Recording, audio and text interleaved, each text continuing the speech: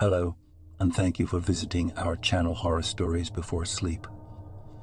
Now it's time to listen to another creepy story. I literally can't part with my boyfriend. On Sunday evening, I broke up with Marcus. I sat him down in the kitchen trying to hold back tears and explained that I didn't see a future together. By midnight, he had moved out. I insisted that he didn't have to rush and offered him to stay on the couch until he found a new place, but he assured me that everything would be fine and that he had somewhere to go. I even helped him load a few suitcases into his car. Then I texted my mom and close friends about the breakup. They all supported me incredibly, were proud of me, and expressed regret that things didn't work out for us. Eventually, I fell asleep with Netflix on, slightly saddened by Marcus's absence in our bed, but knowing that I did the right thing.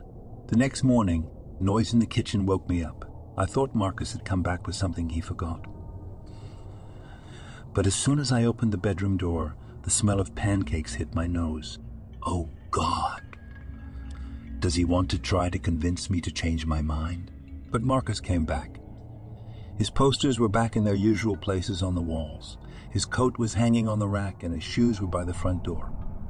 And as soon as I sat down at the table, unpleasantly surprised, Marcus brought me a plate of pancakes and kissed the top of my head. "Good morning," he mumbled. I didn't even have a chance to open my mouth before he continued, placing bottled syrup next to me. "Something happened at work, so I'll be working late tonight. Is that okay with you?" "No, this must all be just my imagination." "Marcus?" I asked seriously. "What are you doing here?" He looked at me like I was crazy. "I live here, don't I?" I decided not to say anything, completely bewildered. And when the front door closed behind him, I unlocked my phone to look for the messages about the breakup that I sent last night, but they were gone. The last thing I found was a message from my mom about a TV show we love, but I sent that at 5 p.m. What was I supposed to do now? The memories of the breakup felt so real, but obviously it didn't actually happen. I could only come to terms with the fact that it was just an incredibly realistic dream. I was so nervous planning the breakup that my subconscious played a trick on me. Perplexed but still determined, I vowed to myself that tonight I would actually break up with Marcus. And it happened just as I planned. I waited for him to come home, sitting at the same kitchen table. And when he returned, I told him that we needed to talk and sat him down next to me. Like in the dream, despite the sadness, he was ready to accept the situation and started packing his things. I helped him again and carried a few bags to the car. By midnight he left, and I texted my loved ones about the breakup. By 1 a.m., I had fallen asleep, and in the morning, I woke up in bed next to him. I gasped in astonishment, and he immediately looked startled. "What's wrong?" "Are you okay?" he asked. "We broke up last night. Why are you here?" I said. He looked confused. "You dreamt that we broke up, Lynn?" I stumbled. In reality, I couldn't say with full certainty that this was not a dream. I checked my phone again, realizing that the messages from last night had vanished. And there we were, lying side by side in bed, me attributing everything to feeling unwell, and Marcus pretending that everything was fine. As if nothing had happened, as if it was just a regular Tuesday. When he left, I called my best friend. "I'm breaking up with Marcus tonight." "Oh, damn. Oh," she exclaimed. "What happened?" "Just the same issues I've been telling you about for the past few weeks. Work honesty, you know." Murray made a vague chuckle. "Well, yeah, it makes sense. But are you sure you want to break up with him for good? Have you tried discussing the issues?" I just smirked. "Marie, I've already made up my mind. I thought you didn't even like him." "Well, that was the case at first," she explained. "But I think you two are a good match. And you're even living together. Breaking up won't be easy. I just want to make sure you've thought it through." "I have." "All right. Just remember, I'm always here, Lynn. Just let me know if there's anything I can do to help." The third breakup turned out to be harder than the previous two. which apparently were just dreams. He kept asking and asking why, trying to convince me to give it another try and fix everything. "What have I been dishonest about?" he finally asked with a pleading look in his eyes. "Well, you said you have no family. But when I try to ask for more details, you always give different answers. Sometimes you say your parents died when you were a child. Sometimes you say you prefer to live on your own. And a few weeks ago, when we went out for drinks, your friend started talking about how you tried to introduce him to your sister. And speaking of friends, how do you even know these people? Where did you meet? At work did you meet? At work? And what do you actually do at your job?" He frantically searched for answers. "I work in customer service," Marcus finally squeezed out. "I spend most of the day answering calls, helping colleagues with their projects, attending meetings, and so on. That's more than I've ever heard from you about your job." "Well, it's boring. Just office stuff.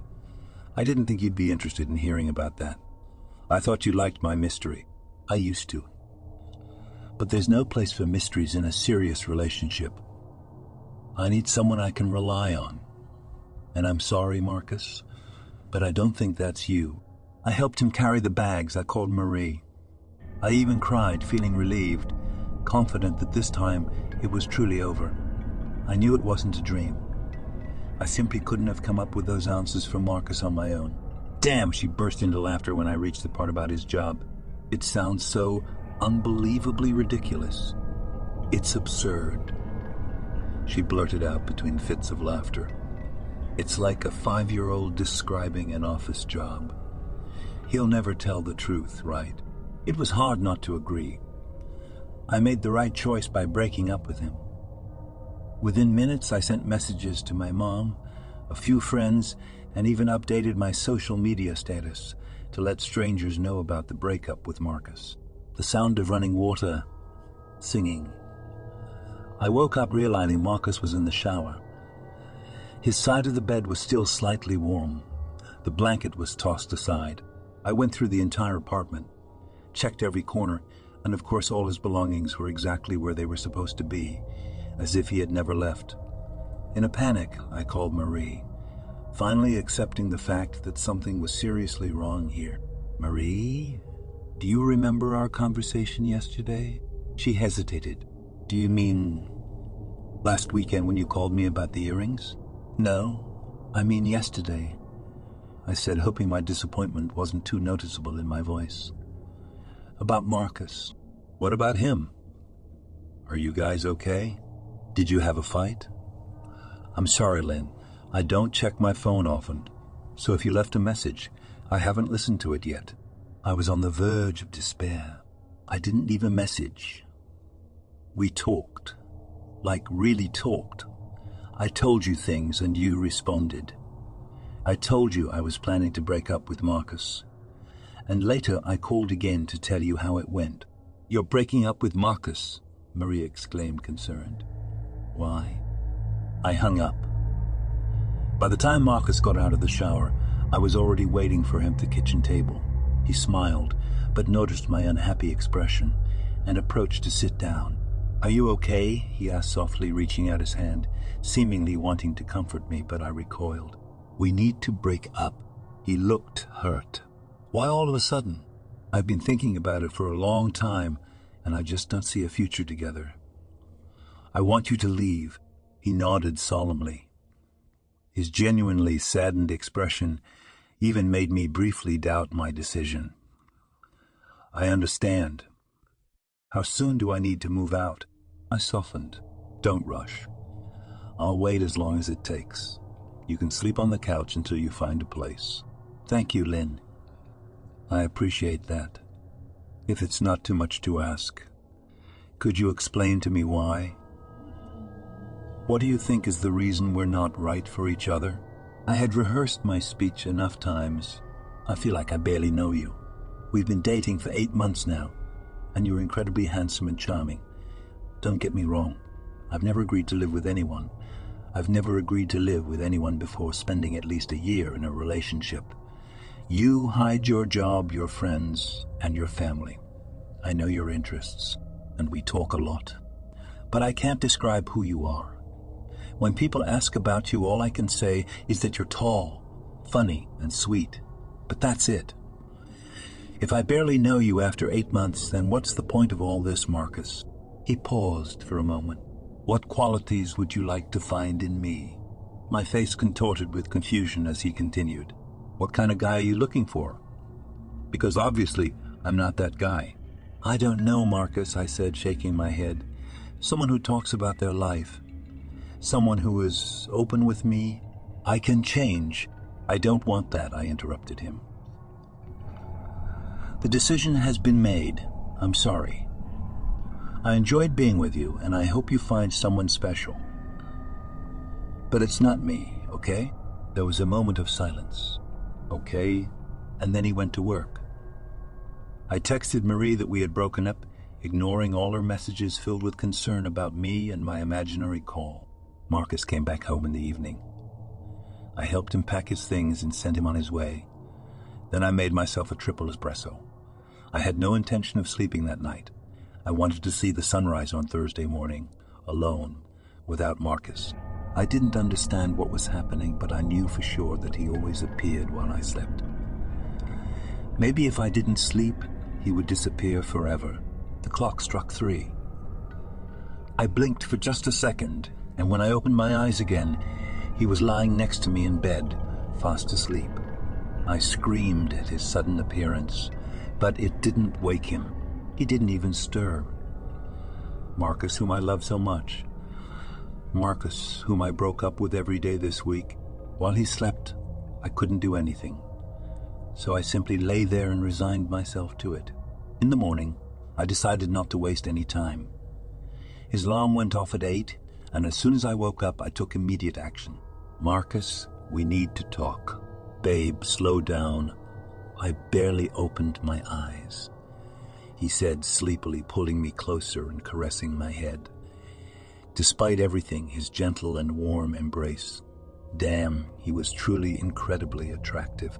If only he didn't shut himself off in response to personal questions, I could have married him in the end. But I had already made my decision, and I was damn stubborn. He let go of me, stretched, and was about to get dressed.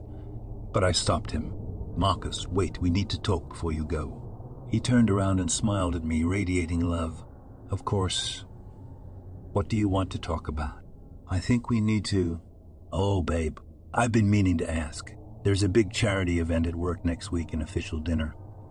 Would you like to go on a date with me? It would be amazing. I rarely talk about work, but maybe you'd like to meet my colleagues. Show off in a beautiful dress. I was stunned. I'd never heard anything like that from him before. Why are you inviting me? Because you're my girlfriend? Determination returned to me. Marcus, we need to break up. And just a moment before the familiar sad expression crept onto his face, something else flickered in his eyes. It happened too quickly to be sure, but it seemed like he was irritated or disappointed. Maybe there's a way we can work things out, he asked sincerely. I love you, Lena. I need you. A new tactic. Unexpected. Sorry, Marcus, but... No, I don't think we can work it out. What about the dinner? His voice now sounded almost pleading. I thought maybe you'd be interested in seeing where I work. Or meeting my family. Wouldn't you like that? He was talking about things I had only brought up this week when I was trying to break up with Marcus. I was fine. Something was going on and I hadn't made it up. He's playing with me. It's time to put an end to this bullshit. What's going on? Innocence dripped from his wide-open eyes. I just want to become a better person for you, Lena, because I love you. I don't want you to reject a good relationship just because of my secrecy. You know that's not what I'm talking about. He continued, pretending not to understand. What are you talking about, he asked. I'm talking about breakups. About all those times we broke up, I replied. He shook his head. I don't understand, Lena. It's too early for mind games. I'll gather my things when I come back from work, okay? But before Marcus walked out the door, I grabbed his hand. Don't go to work. Stay. Stay put to me. Maybe if I could keep him close. If I continued pressing him, he would reveal the truth. He easily freed himself. So first you break up with me, and now you beg me to stay with you? The conversation isn't over. We'll talk tonight. And he left. I called everyone I could remotely consider friends and told them about the breakup. Maybe he had involved Marie in his games, but there's no way everyone was involved, right? I called my mom, dad, our mutual friends with Marie, a few friends from college, my cousin Louise, the leader of my book club, damn it, even the courier from the local Chinese restaurant. I spent the whole day on the phone, like a secretary whose sole task was to inform everyone possible about the breakup. By the time Marcus returned home from work, I had exhausted all the contacts on my phone. This time, I didn't lift a finger to help him. Sitting on the couch with my arms crossed over my chest, I watched as he put on a hurt expression when I once again rejected his pleas for assistance. When he left, I locked the door and propped a chair against it. I closed the windows and placed jars on the floor beneath them, a makeshift alarm, anything to prevent him from sneaking in unnoticed, all in vain. Once again, magically, he ended up in my bed, and his things were in my apartment. Disappointed, I groaned, burying my face in the pillow. And in that moment I heard a voice whispering in my ear, almost inaudible. Did you really call so many people? Really? Do you realize how much you're complicating things for me? I tossed the pillow aside, surveying the bedroom, but there was only Marcus, peacefully snoring beside me. The hair on the back of my neck stood on end. I felt like I was losing my mind, but at the same time, I was certain that wasn't the case. Something was happening, and Marcus was involved, but how could he pull the strings in his sleep? I tried to wake him up to figure it out as soon as possible. No matter how loudly I shouted, poked, or shook him, he kept on sleeping. Or at least he was doing a fantastic job pretending to sleep. I gave up and fell asleep next to him once again. The new reality drained me of all my strength. Emotional, mental, physical. I broke up with him time after time. He returned every time. We both tried new tactics. Once I didn't even bring up the breakup. I just kicked him out of the apartment and threw all his things on the sidewalk. But at exactly 3 a.m, everything was back in its place. I tried printing screenshots of breakup messages, hiding them, hiding something of his belongings to see if they would return to their original place the next day. I cut his suit into thin strips, called the police, smashed his car, flushed his phone down the toilet, bit him. I looked for anything that he couldn't restore, and I found nothing. After some time, what was happening stopped bothering me. It turned into a funny game. I know. It sounds unhealthy. But I wasn't caught in a time loop or something like that. Days went by. Everything I did or said, except for Marcus, remained in the past. But Marcus returned to the starting point each time. Breaking up with him brought me almost as much pleasure as being in love. If you could do anything to someone every day, knowing that when you woke up in the morning, they would still be crazy about you, wouldn't you do the same as I did? It's an exhilarating feeling. And I didn't go too far. No, I never killed him. I never destroyed what didn't belong to him. I just learned to enjoy my newfound position. And it became amusing once the paranoia subsided. Marcus and I dated for 10 months, and 2 of those months we broke up. I decided it was time to search for answers more diligently.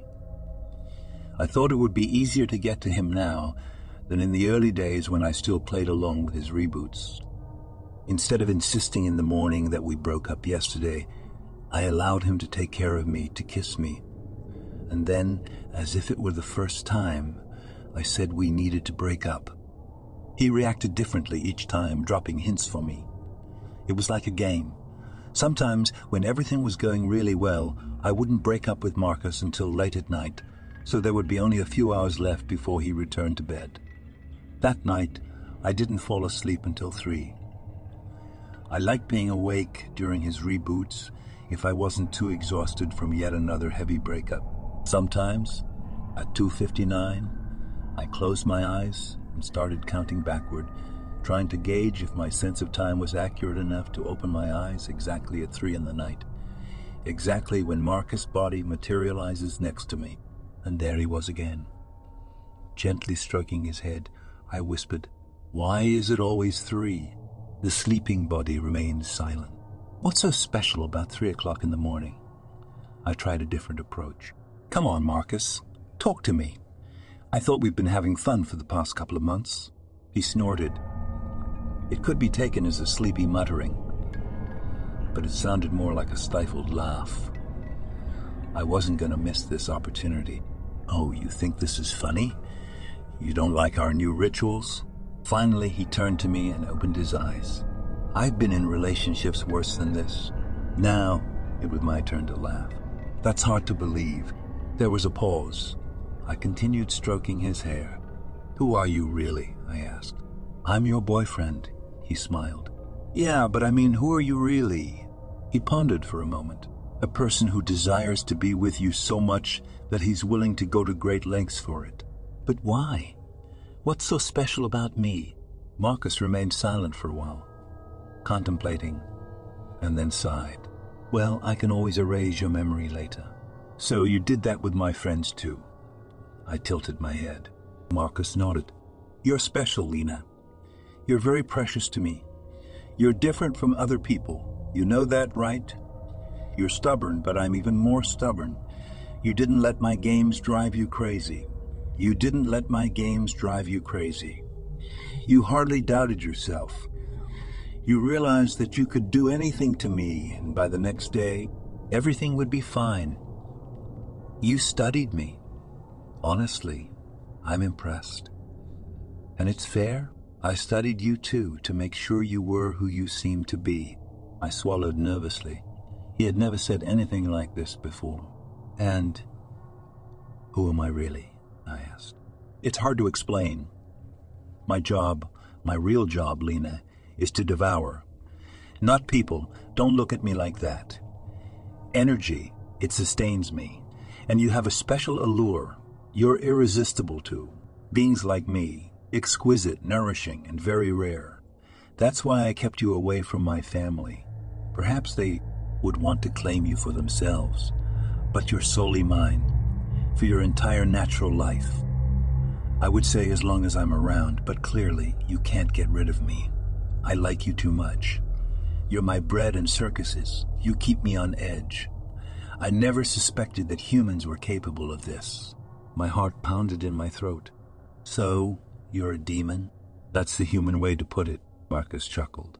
"And your food, my energy, that you devour, does it affect me in any way?" "Everything is fine with you, Lena. No matter how much I consume, you recover almost instantly, like a nuclear power plant. If all of this scares you, just say the word, and I'll erase the memories. And in the morning, you'll announce as usual that you're leaving me." My heart was still racing, but I suddenly realized it wasn't out of fear.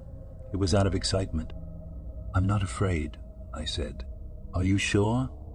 Another thing that makes you special, Lena?" He pulled me under the covers. I still don't know who Marcus really is. Maybe he was right when, during our 3rd breakup, he said that I'm attracted to mystery. But I do know that he understands me better than anyone before him. And although I can't say that I understand him, it really feels like I know enough. He'll do anything I want. He loves me. I don't part ways with him every day anymore. But if necessary, with a simple request, he can restore everything to its original state. Objects, memories. As long as he's around and eating, he's entirely at my disposal. Maybe I'm behaving foolishly. Perhaps I'm toying with a power I can't comprehend and will eventually be punished for it. The only thing I fear asking is if voluntarily allowing him to feed on me means my soul is damned. Although maybe he'll find a way to take care of me even after death. We've been together for 2 years already, and he's the best thing that's ever happened to me. My mom keeps asking when we're getting married. Marie is curious about the bridesmaids' dress colors. I want him to ask the question soon. But I don't want to tell him that. It's our new game, the final game that replaces the cycle of breakups. How is he going to propose? Maybe if he truly wants to play, he'll propose again and again, until it's perfect, erasing the memory of it from anyone I tell. And perhaps I might even enjoy it. I just hope he hurries. Because between you and me, I'm late. And I don't want to jump to conclusions. But if I really have a bun in the oven, I'd prefer it to come into this world with married parents. I haven't taken a pregnancy test yet. For now, I'm just scared. Because if I don't even know who Marcus really is, then what the hell is going to come out of me in 9 months? How do you like this story? Write in the comments your opinion of what happened. Thank you for listening. Please use the subscribe button to hear new creepy stories every night.